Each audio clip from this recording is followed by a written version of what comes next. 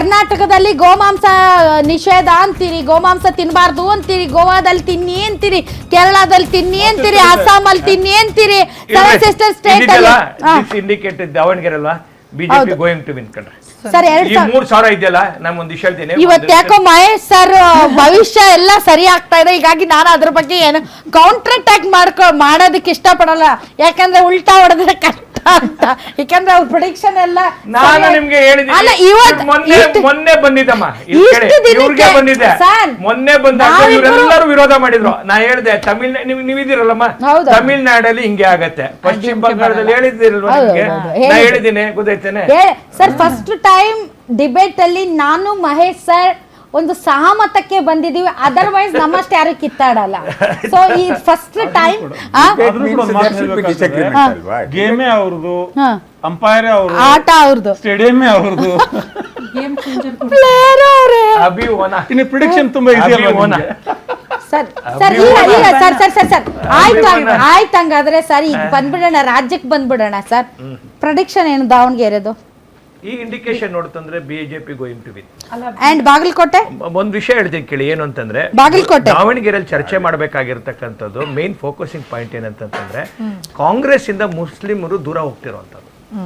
This is ಭವಾನಿಪುರದಲ್ಲಿ Mamata Banerjee is leading.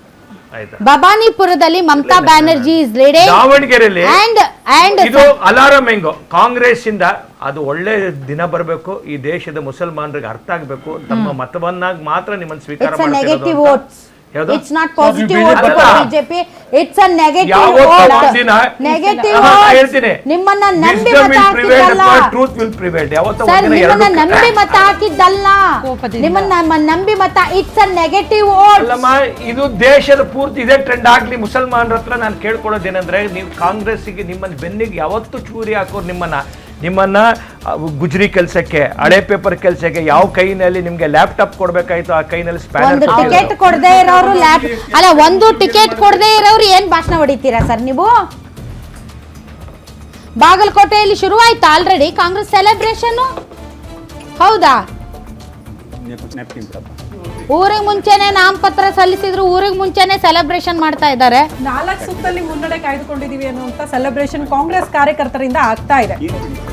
ಅನುಕಂಪದ ಅಲೆ workout ಆದಂಗೆ ಕಾಣಿಸುತ್ತೆ. ಬಾಗಲಕೋಟೆಯಲ್ಲಿ 4 ಸುತ್ತಲ್ಲೂ ಕೂಡ ಸಿಎಂ ಸಿದ್ದರಾಮಯ್ಯನವರಿಗೆ ಬಹಳ ಪ್ರತಿಷ್ಠೆ ಆಗಿರುವಂತಹ ಕ್ಷೇತ್ರ ಅದು. ಕಾರಣ ಇನ್ಫ್ಯಾಕ್ಟ್ ಬಾದಾಮಿಯಲ್ಲಿ ಶಾಸಕರಾಗಿ ಕೂಡ ಕೆಲಸ ಮಾಡಿದವರು, ಅಲ್ಲಿನ ನಾಡಿ ಮಿಡಿತ ಬಹಳ ಚೆನ್ನಾಗಿ ಅರ್ಥ ಮಾಡ್ಕೊಂಡಿದ್ರು ಸಿದ್ದರಾಮಯ್ಯನವರು. ಹಂಗಾಗಿ ಜನರ ನಾಡಿ ಮಿಡಿತ ಅರಿತು ಮತದಾರನ ಸೆಳೆಯುವಲ್ಲಿ ಯಶಸ್ವಿ ಆಗಿದ್ದಾರಾ ಅನ್ನುವಂತಹ ಪ್ರಶ್ನೆಗೆ ಬಹುತೇಕ ಎಸ್ ಅನ್ನುವಂತಹ ಉತ್ತರ ಬಾಗಲಕೋಟೆಯಿಂದ ಸಿಗ್ತಾ ಇದೆ.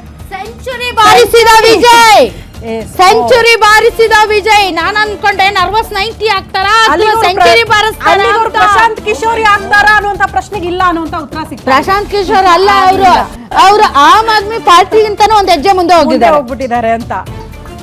ಏನಿವೆ, ತಮಿಳುನಾಡಿನಲ್ಲಿ ಪ್ರಾದೇಶಿಕ ಪಕ್ಷಗಳ ಆಟ, ಜನಮನ್ನಣೆ ಹಂಗೆ ಪ್ರಾದೇಶಿಕ ಪಕ್ಷಗಳಿಗೆ ಇತ್ತು. ಬಟ್ ಎನಿವೆ ಬದಲಾವಣೆ ಬಯಸಿದ್ದಾರೆ ತಮಿಳುನಾಡಿನಲ್ಲಿ ಜನತೆ ಅನ್ನೋದು ಬಹಳ ಸ್ಪಷ್ಟ. ಹಂಗಾಗಿ ವಿಜಯ್ ಅವರ ವಿಕ್ಟ್ರಿ ನೋಡೋದಕ್ಕೆ ಸಿಗ್ತಾ ಇದೆ ತಮಿಳುನಾಡಿನಲ್ಲಿ ಅಂತ ಗೊತ್ತಿಲ್ಲ.